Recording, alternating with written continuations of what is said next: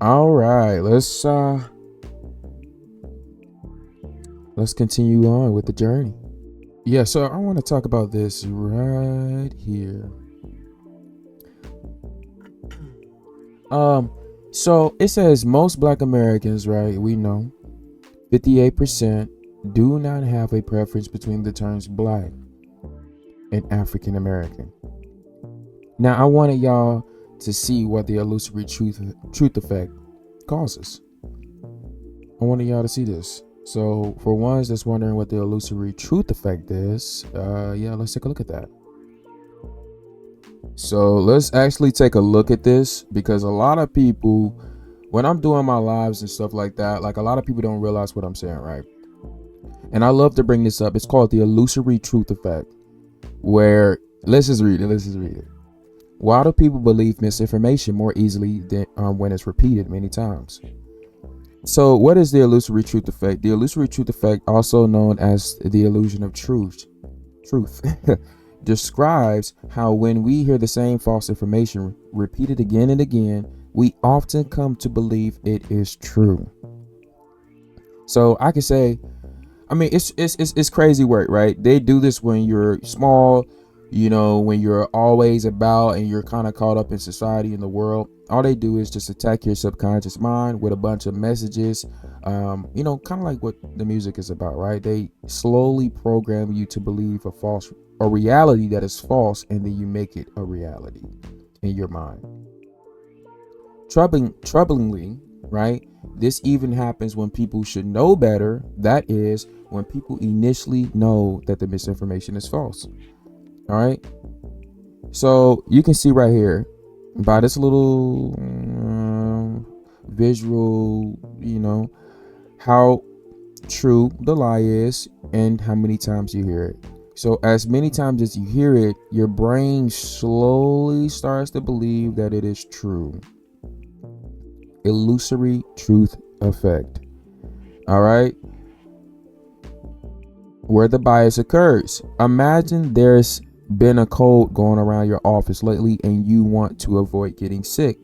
Over the years, you've heard a lot of people say that taking vitamin C can help prevent sickness, so you stock up on some tasty orange flavored vitamin gummies. You later find out there's no evidence vitamin C prevents colds, though it might make your colds go away faster. However, you decide to keep taking the gummies anyway, feeling like they still might have preventable ability. This is an example of the illusory truth effect. Since your repeated exposure to the myth created the gut instinct that it was true. I don't know how true that is. That's the reason why I question stuff even when I hear it, right? Regardless of how people gaslight in the moment, it doesn't matter how the energy is in the moment per se, right? You still have to do the due diligence to find out if that is a fact.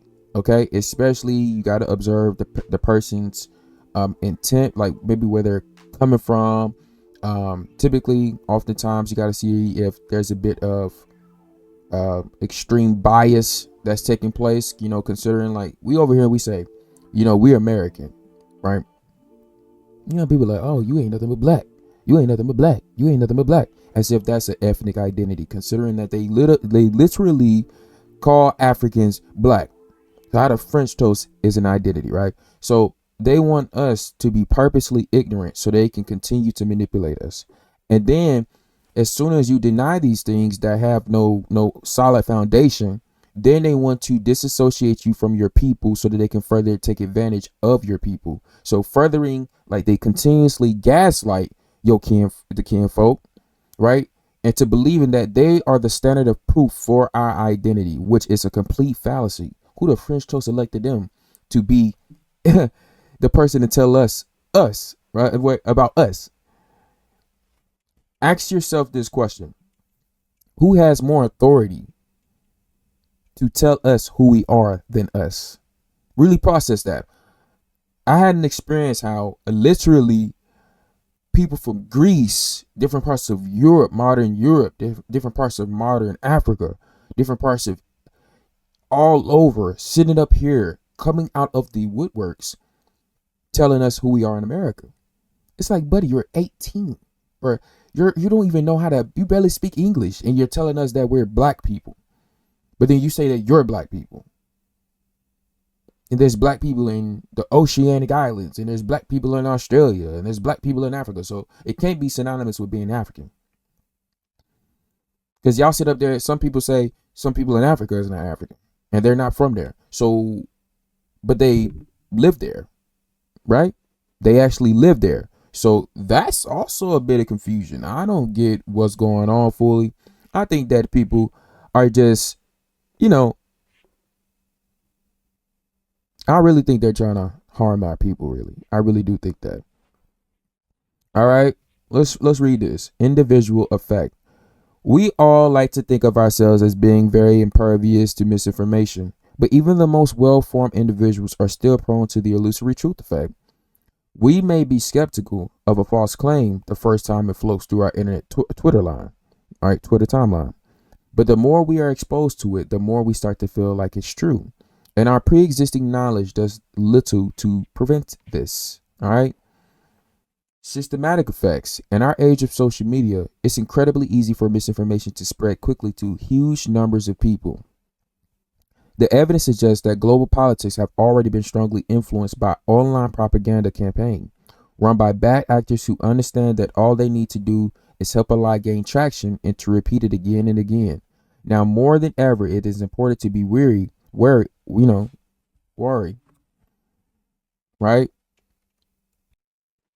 Hold on a second. It is important to be wary of the fact that the way we access the accuracy of information is biased. All right.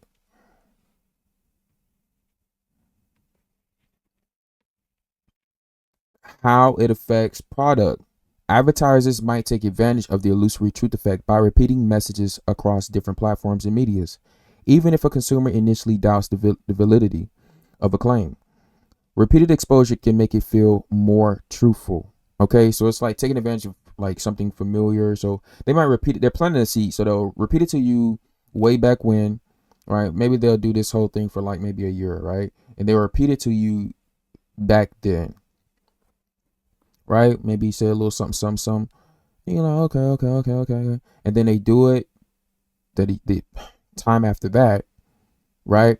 Maybe they're like a year, like some time go by, and they just repeatedly saying it, you know, here and there through some little pockets, right? And then you say, I don't know, this might be true. This might be true. Your brain starts to second guess it. It starts to second guess your own thought process on the matter, right? Right. And the reason why I'm bringing this up, right? Because we're going back to what I had up on the screen, right?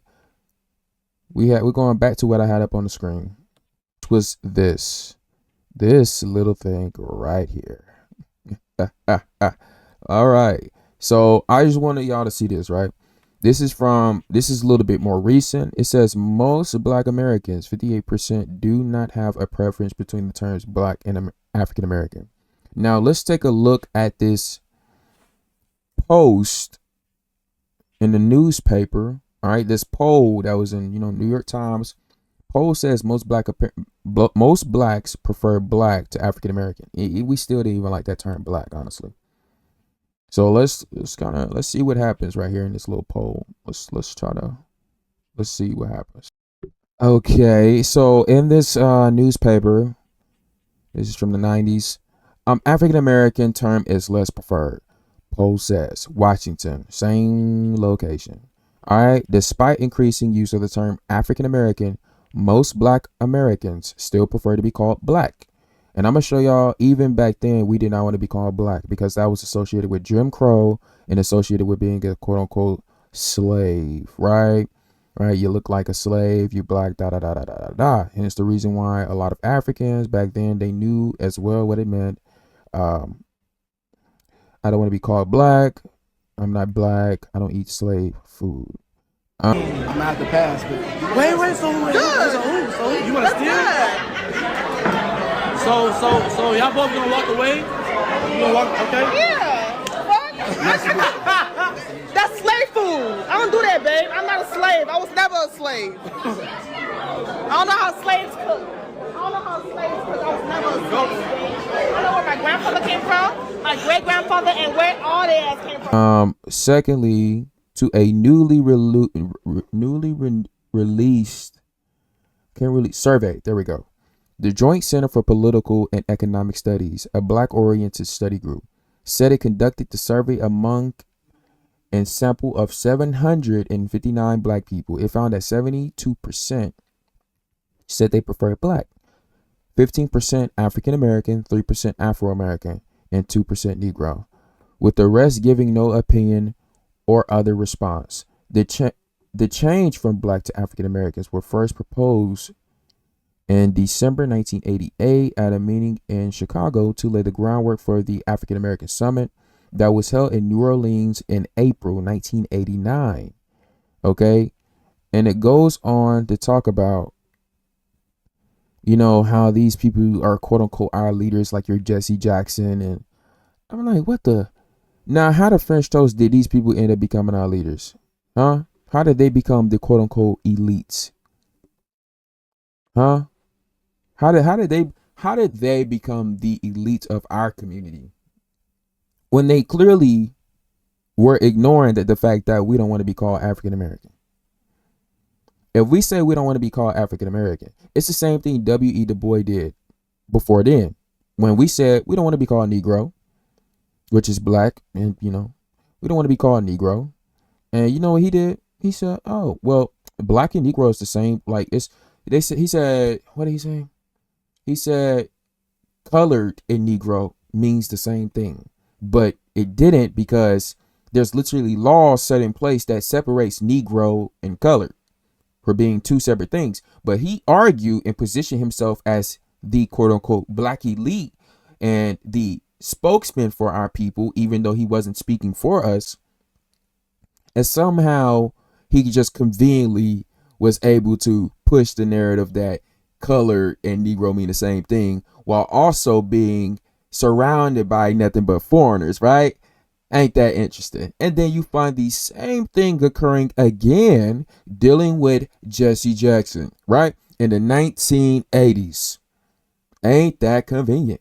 So now you got again where the term became, pushed with, through politics and through the illusory truth effect. Now you see, even when it came to the study, people said, I want to be called black, because what happened? Illusory truth effect. All right. And here's the illusory truth effect again, where now you see that people have transferred from being, now it's like it's transferring from being called black to African American, because now you see things as being tainted and a whole lot of confusion is being added, and they're just allowing everybody into the border. You hear all these demographics saying they're black and copying what we do, and here we go again, right? So now they're transitioning over from black to African American to completely disassociate us from this land, even though 100 years ago our people identified themselves as the copper-colored American.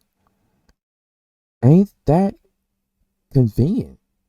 So now here we go again with the black elite, where you see this is saying African American. We don't want to be called African American. But then you see, let's go. Then you see right here where it says we don't care. So what was that? Maybe 2 decades later, going on 3. Most black Americans, 58%, they don't prefer the term between black and African American. And people are not equipping themselves with, knowing how the enemy manipulates the mind. It's just simply by repeating a falsehood, right? Misinformation. And then since you take it upon yourself and you adopt it, then they can push that it is derogatory to call yourself the previous thing. So you can't mention historical evidence, right? But I thought this was a land of free speech. So how could I then, within certain spaces, when I disassociate myself from that Jim Crow slur, and I don't call myself black, and I just say I'm American, or the colored American, or copper colored American, right? Well, I say copper colored, and I call myself a copper colored American. But then you have people out here where you're not black. That means you have nothing to do with America. You have nothing to do with these things. And they simply take advantage of popularity and not intelligence, not knowledge. And they purposely are trying to push intentional ignorance to our people so that they can take advantage of them and harm them as a collective unit. All right. And this includes many people all around, right? It includes many different types of people that come here to this land as immigrants. How else did they get here? They did something. They made a deal. Come on now. We got to admit that. So I just want people to realize this fact. Don't ever let these people try to put you under the illusory truth effect. Don't ever let them try to play with your mind just simply by repeating themselves. Use intelligence, not that whole thing of what they're doing. All right? We not with that purposeful ignorance. Let's not do that. All right? But appreciate you. Peace.